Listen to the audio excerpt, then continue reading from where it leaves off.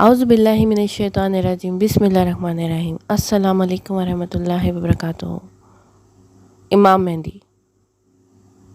مہدی کون ہے، کہاں ہے، اور وہ جب آئیں گی تو کیا ہوگا؟ امام مہدی اسلام کے آخری زمانے کے ایک عظیم رہنما ہوں گے جنہیں اللہ تعالیٰ دنیا میں عدل و انصاف قائم کرنے کے لیے بھیجے گا۔ جب ظلم و فساد عام ہو جائے گا، ان کا آنا رسول صلی اللہ علیہ وسلم کی متعدد حدیث سے ثابت ہے۔ ان کا نام محمد بن عبداللہ ہوگا، لقب مہدی یعنی ہدایت یافتہ، نسب وہ رسول اللہ صلی اللہ علیہ وسلم کی اولاد میں سے ہوں گے یعنی حضرت فاطمہ الزہرا کی نسل سے۔ ان کا قبیلہ قریش ہوگا، قوم عرب ہوگی۔ حدیث میں ہے حضور صلی اللہ علیہ وسلم نے فرمایا، مہدی میری اولاد میں سے ہوں گے، فاطمہ کی نسل سے۔ امام مہدی اس وقت ظاہر ہوں گے جب دنیا میں ہر طرف ظلم، بدعنوانی، ناانصافی اور فتنہ پھیل چکا ہوگا۔ وہ مدینہ سے مکہ آئیں گے اور لوگ ان سے بیعت کے لیے زبردستی کہیں گے۔ کعبہ میں مقام ابراہیم کے قریب ان سے بیعت لی جائے گی۔ ان کا کام اس دنیا میں کیا ہے، کیا ذمہ داریاں ہوں گی ان کی؟ ان کا کام ہوگا عدل و انصاف کا قیام۔ دنیا کو عدل و انصاف سے بھر دیں گے جیسے وہ ظلم سے بھری ہوئی ہوگی۔ اسلامی خلافت کا قیام کریں گے۔ وہ ایک مثالی اسلامی حکومت قائم کریں گے جو خلفائے راشدین کے طرز پر ہوگی۔ فتنوں کا خاتمہ، تمام فتنوں، جھوٹے دعوے داروں اور دجال کے ساتھیوں کا خاتمہ کریں گے۔ دجال کے خلاف جنگ، حضرت عیسیٰ علیہ السلام آسمان سے نازل ہوں گے اور امام مہدی کے ساتھ مل کر دجال کو قتل کریں گے۔ امت کی رہنمائی، امام مہدی پوری قوم امت مسلمہ کے امام ہوں گے اور دنیا کے کونے کونے میں اسلام کو پہنچا دیں گے۔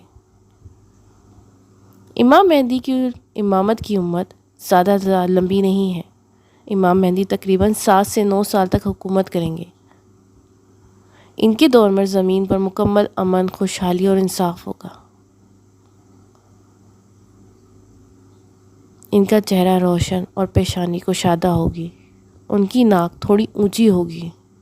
ان کی ظہور سے پہلے دنیا میں زبردست فتنہ و فساد ہوگا۔ ایک آسمانی آواز ان کے ظہور کی خبر دے گی۔ اسلامی عقیدے میں امام مہدی علیہ السلام کا تصور ایک نہایت اہم مقام رکھتا ہے۔ مختلف احادیث نبوی اور اسلامی روایت کے مطابق امام مہدی ایک ایسے رہنما ہوں گے جو آخری زمانے میں دنیا میں عدل و انصاف کو قائم کریں گے۔ ان کے ظہور کو قیامت کی بڑی علامت سمجھا جاتا ہے۔ ان کا ظہور مکہ مکرمہ میں ہوگا۔ لوگ انہیں بیعت کے لیے مجبور کریں گے، حالانکہ وہ ابتدا میں انکار کریں گے۔ ان کا ظہور اس ٹائم ہے جب دنیا میں بے تحاشا ظلم و فتنہ و فساد ہوگا۔ ہر طرح کا فتنہ اس ٹائم موجود ہوگا۔ لوگ ان کے وجود سے ناواقف ہوں گے، لیکن اللہ تعالیٰ ان کو ایک خاص نشان کے ساتھ ظاہر کرے گا۔ وہ یزیدی اور طاغوتی نظاموں کا خاتمہ کریں گے۔ حضرت عیسیٰ علیہ السلام آسمان سے نازل ہوں گے اور امام مہدی کی اقتدار میں نماز پڑھیں گے۔ قرآن و حدیث میں امام مہدی، اگرچہ قرآن میں براہ راست نام نہیں لیا گیا، لیکن بہت سی آیات ایسی ہیں جن کی تفسیر میں علماء نے امام مہدی کی طرف اشارہ کیا ہے، جیسے اور ہم چاہتے ہیں کہ ہم ان پر احسان کریں جو زمین میں کمزور سمجھے گئے اور ان کو امام بنائیں اور وارث بنائیں۔